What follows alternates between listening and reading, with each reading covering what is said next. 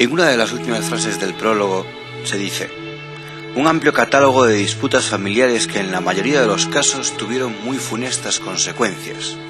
Con esta premisa inicia José Luis San Pedro Escolar un relato a través de la historia y a través de las familias, de muchas de ellas que gestaron esa historia, en la que, bueno, se cuentan cosas no siempre conocidas, pero que nos hacen pensar en, como decían los griegos, en esto del destino.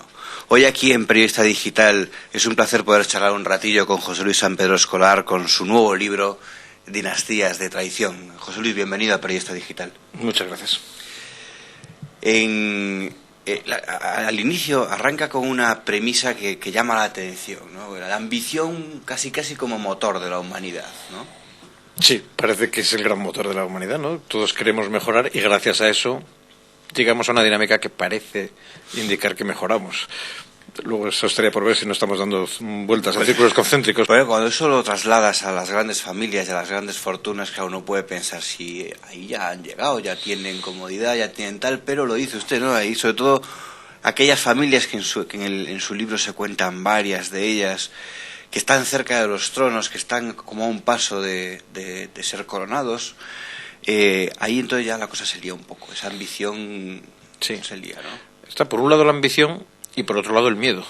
Es verdad, ¿por qué miedo? Claro, el que está en el poder tiene miedo a perderlo. Shakespeare en sus obras nos lo explica mucho, con Macbeth y compañía. Y entonces cuando se tiene una cosa, ya se ha alcanzado la máxima meta, entonces surge el miedo a perderlo. Y ese miedo, cuando se tienen hermanos, hijos, sobrinos que están dispuestos a cualquier cosa por ocupar ese puesto que uno ocupa, pues entonces obliga a que alguien mate a alguien. En una visión muy simplista de la historia, pero claro, desde el siglo XVIII para acá eso ya no es así. Pero en la España visigoda había lo que se llamaba el morbo gótico. Los historiadores acuñaron ese término tan literario.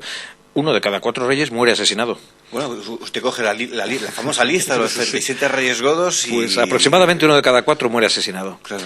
Eso tiene su explicación. Cuando un rey era ungido rey, recibía el sacramento de la unción como rey, esto le imprimía carácter de por vida. Entonces, el rey, que lo era de por vida, solo dejaba de serlo cuando dejaba de vivir. Entonces, no había más remedio que o inhabilitarlo total y absolutamente, mediante el caso de Bamba, cuando lo tonsuran y lo hacen religioso. En ocasiones le cortaban la mano a alguien o le sacaban los ojos para inhabilitarlo bastante, pero luego aquello les parecía poco y terminaban matándolo antes. Pero sí es cierto que a partir del siglo XVIII...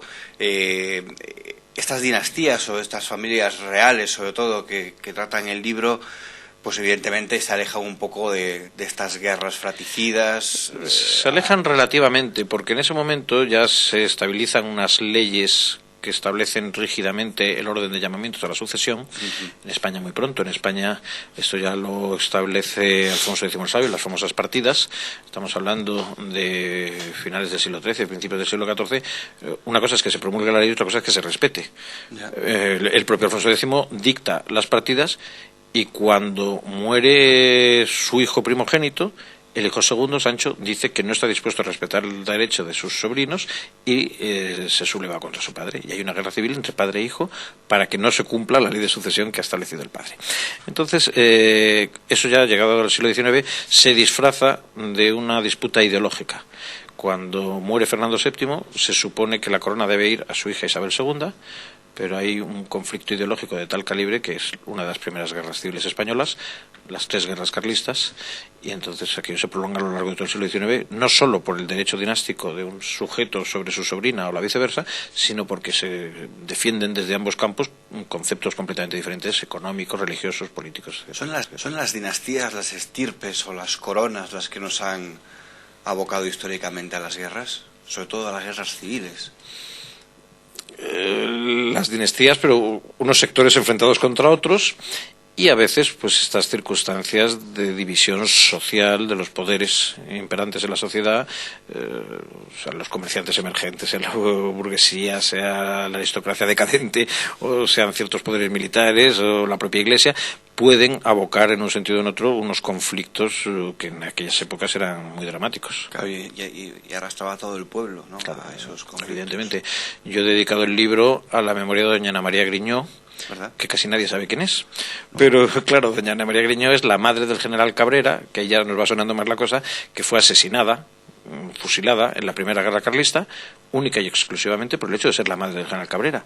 Curiosamente, esto se ha hablado poco. ¿Por qué? Porque la historiografía se mueve con una valoración en cierta medida ética de los hechos, y como los liberales son los que fusilan a la madre del general Cabrera, que era carlista y tradicionalista, pues este asunto en la historia se pasa de puntillas, aunque es suficientemente conocido.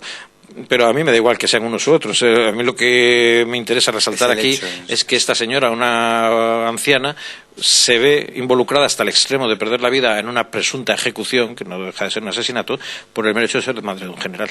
Eso es un disparate de tal calibre que justifica el que maldigamos todos estos movimientos que ha habido a lo largo de la historia. Muchas veces estas guerras internas o entre familias o ideologías tienen mucho cariz medieval, porque era donde más se daba, ¿no? Pero es curioso que cuentan en el libro que en el siglo XX, por ejemplo, la Primera Guerra Mundial se podría haber sustentado perfectamente en este tipo de disputas. El rey de Francia y el rey de Francia y Rusia compartían, sus padres eran hermanas, efectivamente. Y se dijeron, oye, nos cae mal el canciller alemán y a por él. Efectivamente, yo he querido resaltar el hecho no ya de las guerras entre distintos reinos, aunque fueran primos los contendientes, sino dentro de cada una de las dinastías, porque lo que da cierta virtualidad a la monarquía es la estabilidad que se supone que se deriva de que haya un orden de sucesión dentro de una familia, y eso da una cierta paz social. Pero claro, si dentro de la misma familia hay este desorden, pues ya el conflicto está desatado. El que haya habido hasta la fecha guerras entre distintos reinos, aunque los titulares de estos reinos sean primos hermanos o cercanos parientes, eso ya era menos raro o menos extraño. De todas formas, efectivamente, esto ha llegado hasta fechas muy recientes. Efectivamente, el Kaiser Guillermo II de Inglaterra, de Alemania, era primo del zar y primo de la zarina de Rusia, y eran enemigos. Y así se pueden citar miles de ejemplos. Claro, sí, se ve plagado de ellos, porque claro, a veces uno piensa, el poder corrompe, pero caray, a estas familias les desgarra también. Sí, que por supuesto hay casos. Tiene mucha gracia cuando comparativamente los ingleses o el mundo anglosajón citan a Felipe II como un prodigio de maldad, de perversión y de sadismo. Resulta que es que Enrique VIII ha decapitado a 2 de sus 6 mujeres. De Felipe II no está comprobado que llegase a mandar ejecutar o asesinar a su hijo y heredero, el príncipe Carlos. Eso es fruto de una leyenda romántica. Pero es que Enrique VIII, que aparece como un hombre simpático siempre en las representaciones cinematográficas y demás, parece un hombre jovial, divertido, borrachuzo y tal, y sin embargo resulta que es un señor que ha decapitado no a una sino a 2 mujeres. Es un barba azul, estricto sensu. Y sin embargo, pues los ingleses pasan por liberales y bondadosos, y Felipe II pasa por un mal hombre. Es así como se escribe la historia, en cierta medida. ¿Pero quién escribe la historia?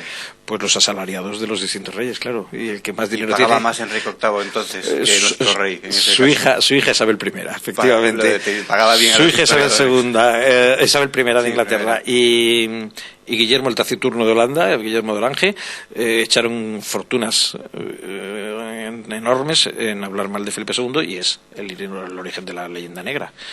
Porque para una persona como usted, que aparte de estudiar la historia, estudia sobre todo cómo a lo largo de la historia se han ido sucediendo personas de diferentes linajes y cómo se han ido relacionando entre ellos, supongo que más de una vez tenía una idea preconcebida sobre alguna familia, sobre alguna corona europea, y se ha llegado al caso de decir, no, es que esto es completamente erróneo o opuesto a lo que había, ¿no? Actuamos los historiadores, cuando menos los que no investigan en profundidad, actuamos con muchísimos prejuicios. Es decir, se ha impuesto la teoría de que la única posibilidad de subsistencia de las monarquías es la monarquía constitucional, y eso se ha impuesto desde el siglo XIX. Bueno, en aquel momento, desde luego, no. Y sabemos que no es así. La monarquía de la Santa Sede, de acuerdo que es muy especial, no es ni mucho menos una monarquía democrática. Entonces hay formas de ver la cosa. Lo que pasa es que, claro, una idea 100 veces repetida, sea falsa o sea verdadera, pero 100 veces repetida se convierte en un dogma. Claro. Entonces, por ejemplo, hemos citado antes a los zares de Rusia, que nos salen en este libro, pero siempre se ha dicho que si hubiese sido de otra forma de ser el Nicolás II, si no se hubiese dejado influenciar por la histérica de su mujer y por Rasputín, pues que podía haber emprendido el camino acertado, evidentemente, de los países nórdicos, de haber dado una constitución a su pueblo. no comparemos el Reino de Suecia con el Imperio Ruso del año 1905, es que no tiene nada que ver una cosa con otra, era impensable. Para que veamos un poco esas diferencias, Abraham Lincoln libera a los esclavos en Estados Unidos 2 años después de que Alejandro II libera a los siervos en Rusia. Y Abraham Lincoln es el paradigma de la libertad, tal, y que es lo que necesitaban uno y otro, mano de obra barata para los centros industriales de Chicago o de Moscú o de Novgorod. También hablábamos al principio de ese destino tan importante para los griegos, que los griegos dicen que es el destino, es inevitable, ¿no? Lo dicen en varias de sus tragedias. Y claro, aquí hay familias como los Borbones de España, la familia Borbón española ha tenido un pasado, dentro de poco se cumplen 20 años de esa terrible muerte del duque de Cádiz. En Francia, Luis Alfonso, pues comentó esta en la entrevista que ha ido hace poco, reivindicando otra vez, ¿no?, su corona. Sí, hay efectivamente situaciones que ya parecen totalmente intrastornables o sin vuelta atrás en la historia. La Quinta República Francesa es obviamente un invento político de una gran estabilidad y es absolutamente impensable en las circunstancias actuales que dé una marcha atrás hasta el extremo de que pueda restaurarse la monarquía en Francia. De ser así, pues se lo podría llevar el legítimo heredero, que es desde luego Luis Alfonso de Borbón, el duque de Anjou, o, Dios sabe, cualquier aventurero que surgiese en una situación tan catastrófica como la que tendría que darse para que fuese posible esa solución tan dramática. Los Borbones de España pues han sido unos personajes difíciles, la verdad. Existe un término muy molesto para ellos, que es el término borbonear. Y claro, si cogemos un personaje como Fernando VII, pues no tenemos más remedio que valorarlo muy negativamente. Isabel II ya es fruto, su mala condición en la historia, de una campaña de calumnias también muy desarrollada. Alfonso XII, sin embargo, fue un rey magnífico. Alfonso XIII es de grandes claroscuros, casi un cuadro de Caravaggio. Y don Juan, pese a lo que se nos ha querido vender, es un cero a la izquierda, como lo definió Santiago Carrillo en un momento dado, y sin embargo don Juan Carlos pues ha desarrollado unas funciones muy favorables en última instancia en el papel histórico, en el momento histórico en el que le correspondió actuar política y digamos ideológicamente. Entonces no se puede valorar a la dinastía por cada uno de ellos. Hay que hacer en todo caso una media de eso. Comparar a Fernando VII con Alfonso XII pues no lleva a ninguna parte. Es cosa muy, muy diferente. Supongo que ahora mismo habrá un debate abierto entre los genealogistas. El hecho de que en la familia de los Borbones haya entrado doña Leticia Ortiz, ¿no? Porque es como no es noble va a aportar unos apellidos o tal. En la línea argumental de mi libro se recoge el hecho de que en la Edad Media los reyes no se casaban automáticamente con princesas. Es más, incluso se está pasando en ese periodo histórico de una poligamia bastante notable de ciertos soberanos. Carlomagno tuvo varias mujeres, San Vladimir de Kiev tuvo varias concubinas antes de casarse con una princesa de Bizancio, y entonces no era tan importante la monogamia ni la legitimidad del matrimonio. Luego sí, a partir de los siglos VIII, IX, ya eso se va estabilizando. Entonces, sin embargo, había grandes reinados, grandes situaciones históricas de un lustre enorme al margen de las cónyuges. Teodora de Bizancio fue una prostituta. La madre de Constantino el Grande, Santa Elena, que llegó a santa, era otra prostituta. Constantino era un hijo ilegítimo, un hijo extramatrimonial. Y esta señora, sin embargo, es la que descubre la Veracruz, salvando con todas las distancias, evidentemente, el que una señora no sea de extracción real, de extracción regia, no quiere decir que en el siglo XXI no pueda desempeñar correctísimamente su papel. Es más, yo estoy convencido que doña Leticia Ortiz puede hacer 1000 veces mejor el papel de regente que una princesa de Mónaco o que una princesa checoslovaca sin preparación ninguna. Creo que el conocimiento de la sociedad por parte de una periodista con preparación, el reciclaje continuo y un sentido común amplio como tiene ella, pues puede llevar a situaciones mucho más favorables que cualquier matrimonio presuntamente igual con esas señoritas del gota europeo. Una curiosidad que tenemos aquí nosotros, en esto de la genealogía de las familias hay órdenes de caballería, ¿no? Sí. ¿Qué función cumplen en el siglo XXI las órdenes de caballería?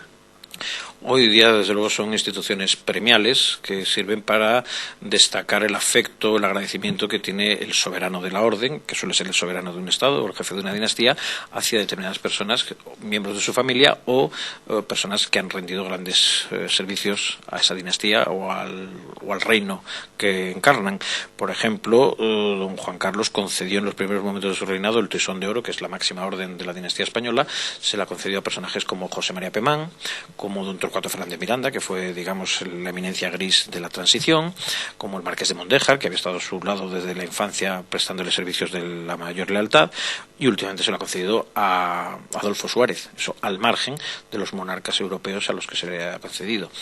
Esto pues se traduce igual en todas las otras dinastías. En los Saboya existe la Orden de la Nunchata, que es más antigua todavía que el Toisón de Oro y por tanto en principio más prestigiosa. Los franceses tienen la Orden del Espíritu Santo, del Saint-Esprit, y así sucesivamente. Lo que ocurre es que algunas de las dinastías exiliadas, digo algunas y no todas, entiéndaseme bien, han hecho de la concesión de esas órdenes, de las insignias de esas órdenes, una fuente de ingresos muy saneada. Este es uno de los puntos más importantes en la disputa que tienen los Saboya por la jefatura de la casa. Se discute si se casó o no se casó con permiso de su padre, el rey Humberto II, el que hasta ahora teníamos por jefe de la Casa de Italia, el príncipe de Nápoles, Víctor Manuel de Saboya. Últimamente, por los problemas que ha tenido con la justicia italiana, ha levantado bandera contra él con gran éxito, yo creo que con razón, el hasta ahora duque de Aosta, a partir de ahora duque de Saboya, su primo Amadeo, que cuenta con el apoyo incluso de la hermana de María Gabriela, que es la única persona sensata de esa familia. Amadeo cuenta con el apoyo de la hermana de Víctor Manuel, con María Gabriela. Pero en última instancia, una parte de ese conflicto es el desdoro, el mancillamiento que se había hecho de la Orden de la Nunchata por parte de Víctor Manuel, que la estaba prácticamente vendiendo a gente que se limitaba a pagar una cantidad fuerte de dinero, tanto la Nunchata como la de los santos Mauricio y Lázaro. Entonces es un ejemplo, pero son situaciones que antiguamente tenían un gran brillo y una gran honra, entrañaban una gran honra, y que han terminado pues en una situación muy lamentable. Aquí en España hay cuatro órdenes de caballería, si no me equivoco, sí, reconocidas. Luego hay dos internacionales, el Santo Sepulcro y la Orden de Malta. La Orden de Malta. En las españolas se exige, por ejemplo, nos llamó la atención, los 4 apellidos nobles. Sí, salvo una de ellas que se exige solamente 2. Pero vamos, en sí, su mayoría 4, caray, eso mucha gente dice, bueno, esto deberíamos de reformarlo porque, sí, imagínese el caso de un noble de toda la vida, que su padre se casa con una persona que no es de nobleza y ya no puede. Ese es un debate ya abierto desde hace muchos años, no solo porque parece excesivamente rigurosa la exigencia de que los 4 abuelos sean nobles, sino porque hay veces que, aun siéndolo, resulta prácticamente imposible demostrarlo, porque la Guerra Civil Española, con su quema de documentos, el cambio social, nos llevan a una situación en la que hay veces que se sabe, por tradición, que una familia es noble, pero es imposible demostrarlo. Eso no quiere decir que no lo sea, pero si no se puede demostrar en esas instituciones tan puristas y tan exquisitas, pues no se puede entrar. No solo las órdenes de caballería, Santiago Calatrava, Alcántara y Montesa, sino también en las maestranzas de caballería, pongamos por caso, o en otras instituciones similares, el Real Cuerpo de la Nobleza de Madrid. En fin, todas estas tienen una exigibilidad de documentación muy exagerada.